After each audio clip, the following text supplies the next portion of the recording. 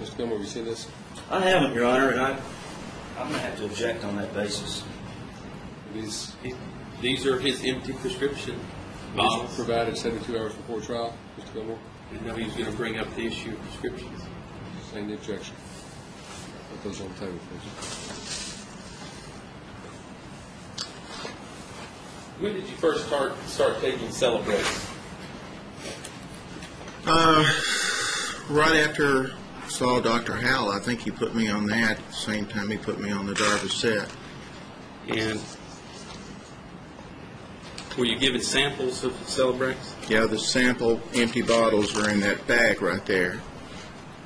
And did you and I discuss this total that you came up with yesterday, the $354.99? Yes, we did. And we talked about that, and what did we conclude was what was going to be, or had been, in the recent past, your monthly prescription outlay? I'm sorry. Yeah, it's $213 per month. If you can, describe to the jury if, for instance, the Ambien, did you at some point start taking less Ambien than you had before? Yes. So Dr. Howell had encouraged me to try to wean off that. So instead of taking it every night, which I had to, I would take it every third night, weed off of that. Yeah. And I think that's where I made the miscalculation on the first thing, because the thing that Mr. Gillum introduced there, I had figured Ambien every night, and there were only 14 tablets per prescription. So I was including that all every night. So as far as we're concerned, after our discussion about that yesterday afternoon, if you're making a claim for your prescription costs, how much is it per month? $213 per month. And there was some discussion about the fact that you had a cutoff of March 1. Yes. Let's talk about that for a minute. What was happening around that time that made you see March 1 as being a time when, as Mr. Gilmore indicated, there was a cutoff of some kind? Well, two things. I was feeling much better. I was able to go upstairs, draft, work. I actually had a new contract right after that and a new project for Mitch and Kathy Warren. And I started on that, working as much as I could. So I felt it fair and reasonable to say March the 1st, or whatever date is in our claim, whatever that date is in March, because right after that I started working, and I started working hard on the new project.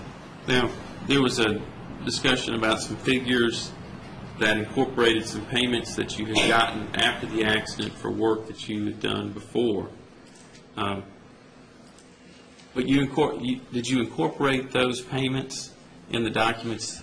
Yeah, and that we corrected that later on, because it's not fair to include that income as part of my earnings for the latter half of '02.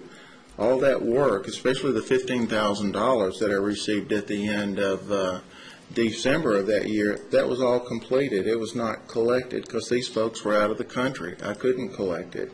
I couldn't turn over the plans and all the work. And that was the error that I made, and we did it hastily, and it is what it is. Now, there was Mr. Gilmore made it a point to point out that you've gone from this figure that you talked about in your deposition to $300,000. Do you believe you're qualified to determine review all of the records as an accountant would and determine what your actual lost wages are? Not at all. In fact, when I was in college, I struggled through accounting. I mean, it was the toughest thing that I had. I am not a tax attorney. I am not an accountant. I trust those folks when I hire them to do things and do them properly. And let's talk about that. Did you hire an accounting firm to do all these income tax returns that have been brought up in this case? Yes, I did. Didn't do any of those yourself? I wouldn't dare. And who was it that hire Mr. Menzel to do an evaluation of what you had truly lost in this case?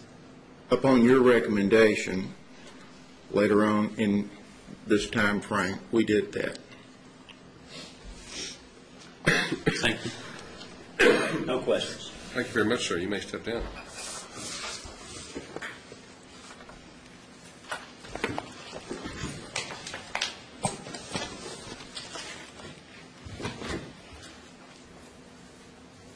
Your next witness, Mr. Freeman. Well, I was going to call Dr. Howell by deposition on rebuttal, but I guess I can go ahead and play the recording now.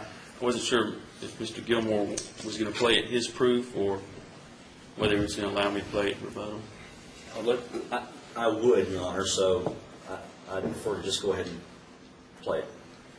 Play it now? Yes. Okay. That's fine.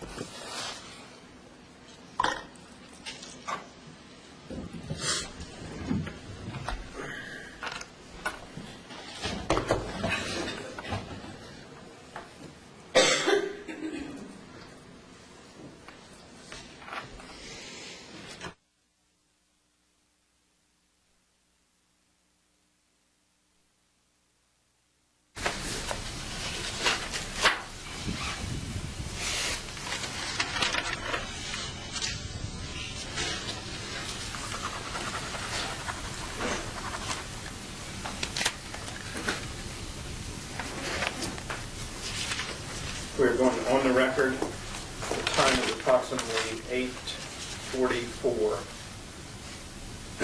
This is a videotape deposition of Dr. Everett Howell taken by the plaintiff. Counsel, please identify themselves, their firms, and the parties they represent. I'm Mark Freeman, and I'm here on behalf of Mr. Crawford.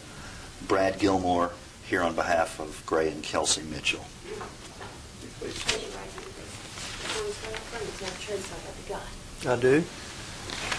Dr. Howell, this is your second deposition in this case, and the jury has already seen your first segment, and I'm here to provide you as a rebuttal witness. So in that regard, I'd like to ask you some questions. In your first part of your testimony, you had indicated that you've been practicing for a number of years. How many years have you been practicing neurosurgery? I've been practicing almost 30 years. Now, one of the reasons I called you back as a witness is to discuss the fact that Mr. Gilmore has hired Dr. Weiss to call and question some of your opinions. And I'd like to ask you about Dr. Weiss. Do you know Dr. Weiss? I know him well. I know him personally and professionally. I participated in his training, and so I know Manny quite well. And before the deposition, I shared with you two opinions which he had given in his deposition testimony, and that was that he questioned the impairment rating that you'd given, and also the fact that you had given Mr. Crawford a 6-month period of time where you believed he was unable to work. Can you address those two issues for the jury, please? Let me start by, I have not reviewed Dr. Weiss's deposition in full, and what I respond to is your statement to me that Dr. Weiss felt he was entitled to no impairment as a result of this motor vehicle accident. And the second was that Dr. Weiss felt that 6 months was an inappropriately long time for Mr. Crawford to have been off work.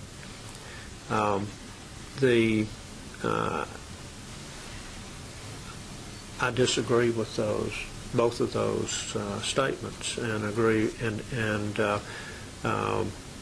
as far as the impairment rating, I I've treated Mr. Crawford from December till the last time, December of '02 until the last time I saw him in 2 to 3 weeks ago in January of '05. So I have a longer track record with Mr. Crawford as far as as watching him in the office and listening to his complaints in the office than does Dr. Weiss.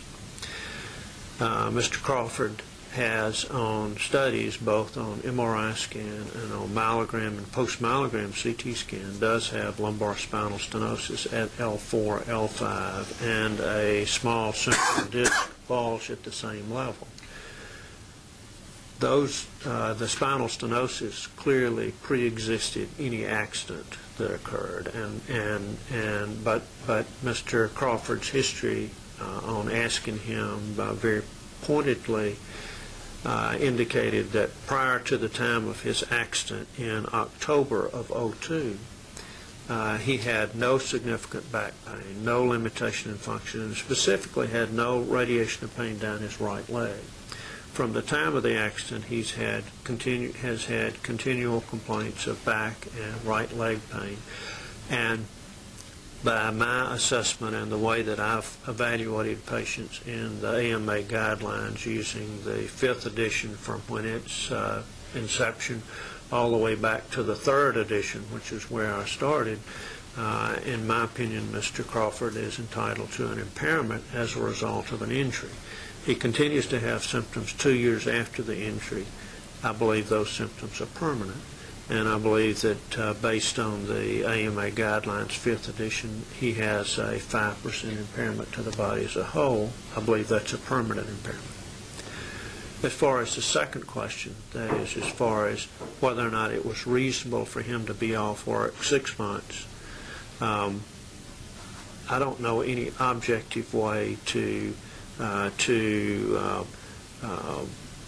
quantify an exam with how long it is that a person needs to be off work.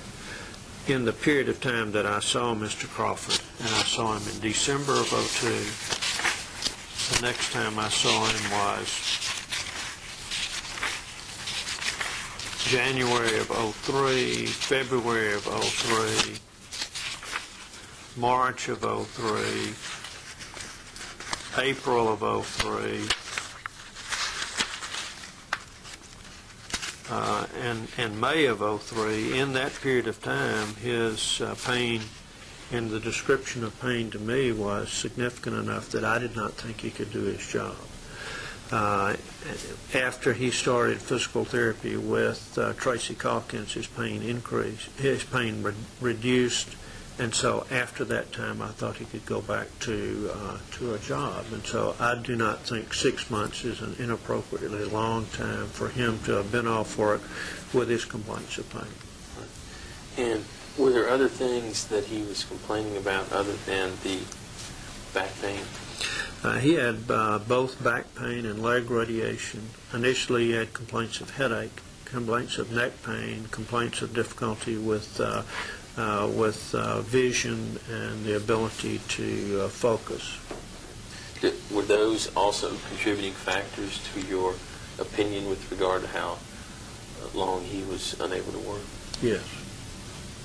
Now, one of the other things that I wanted to comment on is that the jury, by this time, has seen some video surveillance of some kind that Mr. Gilmore had obtained on from Mr. Crawford back in May of 2003.